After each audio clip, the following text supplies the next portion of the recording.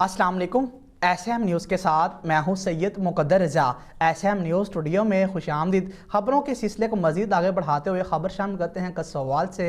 कसोवाल के नवाही गांव 114L के रहायशी इरशाद मुगल से मुतअद्दिद डाकुओं ने गन पॉइंट पर नकदी लूट ली और मुज़ाहमत पर फायरिंग करके शदीद ज़ख्मी कर दिया। इसी हवाले से मज़ीद बात करते हैं अपने नुमाइंदे इरशाद अहमद से।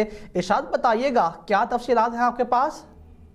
जी बिल्कुल, तफसीलात के मुताबिक कसवाल के नवाही गांव 114L के रहायशी अरशाद अहमद मुगल से मतअद्दिद डाकुओं ने गन पॉइंट पर नकदी लूट ली, मज़ामत पर फायरिंग करके ज़ख्मी कर दिया और दीगर राहगीरों से भी नकदी ले उड़े।